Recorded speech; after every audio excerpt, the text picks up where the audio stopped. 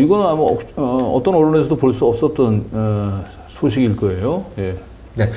이런 가운데 지금 조국 혁신당 내부에서도 지금 조국 대표는 아니고요. 그러니까 조국 대표를 그 주변 참모진들이 좀 문제가 있는 거 아니냐. 특히 황현선 사무총장의 SNS라든지 여러 가지 당 운영 방식에 대해서는 좀 문제 제기를 하는 내부 목소리가 커지고 있는 것으로 제가 지금 취재를 그렇게 하고 있습니다. 네, 조용우 당 대표실 정무실장이 정적적으로 사퇴를 했습니다.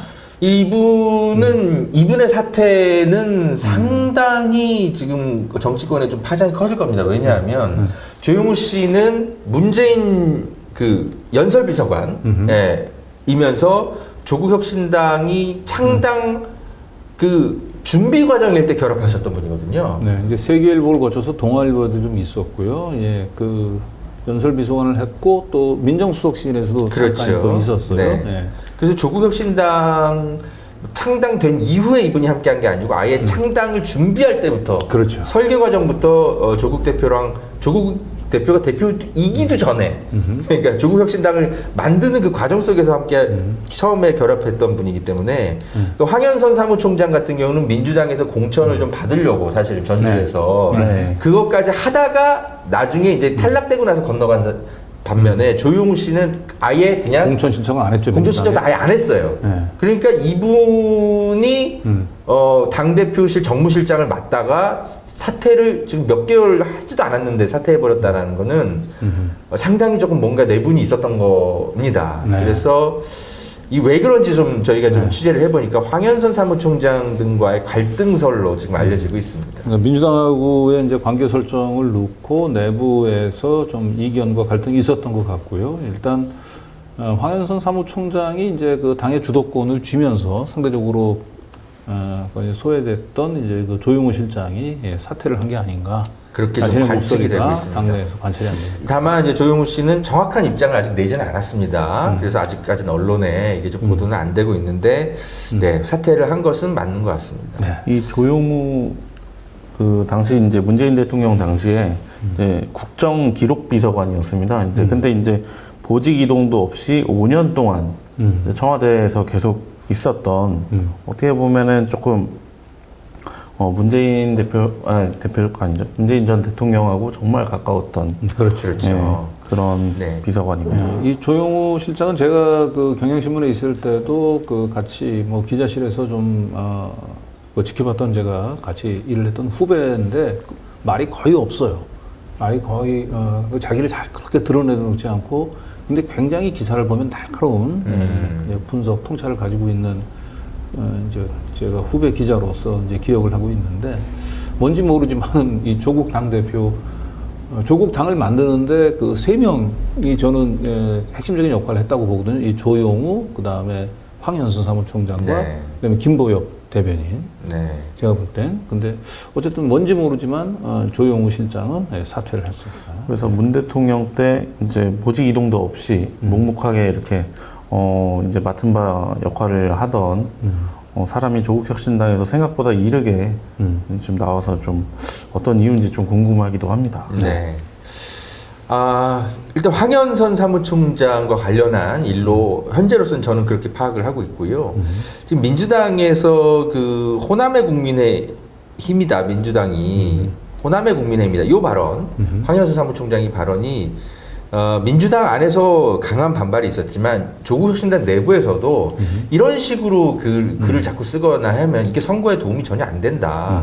조국 대표가 좀 세게 좀 뭐라고 좀 이거는 좀 컨트롤 좀 하셔야 된다. 이런 조언이 있었다고 저는 알고 있어요. 그래서 제가 뭐 이제 그걸 이제 조용우 뭐 이제 전 정무실장이 이렇게 했다라는지는 제가 모르겠으나 관련해서 어쨌든 황현선 사무총장과의 어떤 뭔가 그런 어떤 문제 때문에 갈등이 좀 있었던 것으로 제가 이렇게 좀 정치권에 취재를 하고 있고요. 다만 조국 대표는 황현선은 경질한 일은 없을 거다. 이렇게 명확하게 밝혔습니다. 그러니까 사실상 만약에 두 사람 간에 어떤 뭔가 좀 대립이 있었다면 조국 대표가 황현선의 손을 들어주면서 황현선의 힘을 실어준 거죠. 이제 조용우 정무실장이 사퇴하는 쪽으로 좀 정리된 것이 아니냐라는 관측이 나올 수 있겠습니다. 네네. 조용우 실장하고 직접 통화를 하시죠? 네, 제가 통화를 했습니다. 제가 이렇게 대놓고 물었습니다. 왜 사퇴하셨냐라고 물어보니까 그만둔 거는 인정을 하셨어요. 네. 근데 다만 그게 황현선 때문입니까? 라고 제가 물었을 때 조금 의미식 약간 좀 뭐 부인은 안 하시더라고요.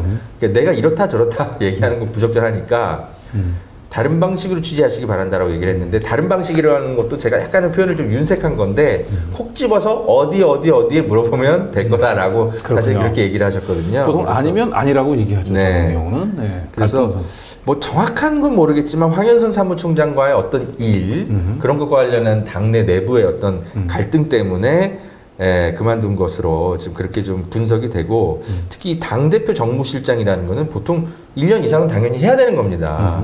그리고 당을 핵심적으로 같이 만드는 데 함께 했고, 지금 지방재보궐선거를 같이 치르고 있는 상황이기 때문에 이런 상황 속에서 정무실장이 갑자기 그만두는 거는 조국 대표 오른팔이 하나 잘려나가는 거거든요. 그렇죠. 그렇기 때문에 이거는 무슨 일이 있었기 때문에 지금 이런 일이 벌어지는 것 아니냐라는 분석이 나올 수밖에 없습니다. 네.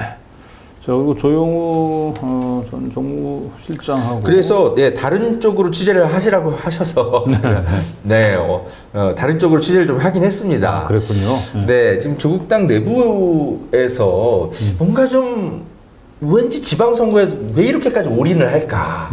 사실 좀 너무 좀 서두르는 듯한 인상이 왜 그런가에 대해서 좀 질문을 좀 해봤거든요.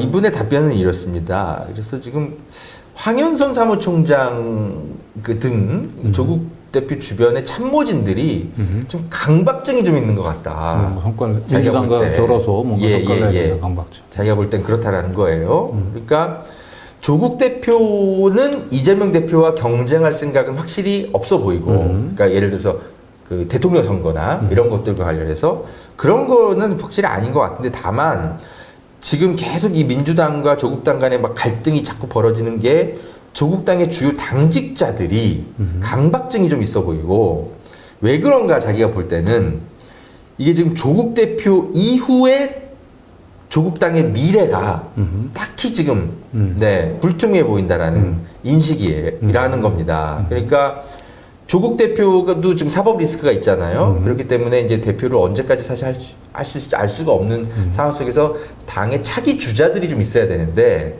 조국 대표만한 지금 당의 인재가 사실 딱히 없어 보인단 말이죠. 당명이 오죽하면 조국당 그런 조국 것도. 대표 이름을 지어서. 네. 그런 측면도 있고, 그리고 두 번째는 왜 이렇게 강박증의 두 번째 이유는 조국당의 중요 보직자들이, 당의 간부들이 대체로 보면 문재인 정부의 중요 행정관이나 비서관이나 다 이런 사람들이에요. 그런데 이분들이 이재명 대표 체제 안에서 민주당 안에서 자리를 못 잡아가지고 조국당으로 대거 건너간 게 사실이거든요. 그렇기 때문에 여기 조국혁신당에서 뭔가 성과를 내지 않으면 영원히 민주당 안에서 그 자신들의 어떤 그 위치가 찾을 수 없을 거다라는 조급함들이 있는 것 같다. 그래서 지금 지방 재보궐선거에서 어떻게든 성과를 내서 민주당의 존재감을, 민주당에 뭔가 맞선다거나 경쟁하거나 뭔가의 어떤 딜을 하거나 그런 거에 대해서 어떤 카드를 얻기 위해서, 지분을 얻기 위해서 지방 재보궐선거에 올인하는 전략을 택한 것 같은데, 이거를 지금 조국 대표가 정무 감각을 발휘해서 좀 교통 정리를 좀 할 건 하고, 이런 게 지금 우리가 할 거냐, 우리가 해야 될 거는 원래 어떤 역할이었냐라고 좀 컨트롤 해야 되는데, 그런 당 내부 주요 인사들의 어떤 강한 입김을 조국 대표가 좀 좌지우지 못하는 느낌이다. 그런 면에서는 조국 대표는 지금 이 정당 정치의 대표로서는 지금 좀 아마추어에 가깝지 않는가, 이렇게 좀 분석을 하더라고요. 네. 자, 또 다른 인사의 얘기를 한번 들어보죠. 네, 이분은 이제 조국혁신당 내부 관계자는 아니고 이제 그 외곽에 있는, 그러나 조국혁신당에서 영입 시도까지 했을 정도의 상당히 좀 관계가 깊은 분인데, 제가 좀 통화를 해봤습니다. 이분의 이제 설명도 이렇습니다. 그러니까 조국 대표와 이재명 대표의 사이는 실제로 좋다고 해요. 다만 참모진들이, 조국 대표 참모진들이 이재명 대표를 매우 싫어한다고 합니다. 그건데 이거는 실제로 문재인 정부에서 있었던 많은 그 이제 보직자들이 사실 이재명 대표를 싫어한다는 얘기는 많이 그 정가에서 좀 많이 알려져 있었어요, 과거부터. 근데 이제 그런 사람들이 대거 이제 조국 정당에 들어가 있고 조국 대표를 둘러싸고 있거든요. 그렇기 때문에 조 대표가 지금 인식에 있어서 이런 사람들에게 계속 영향을 좀 받는 것 아니냐 이런 분석을 좀 했습니다. 네.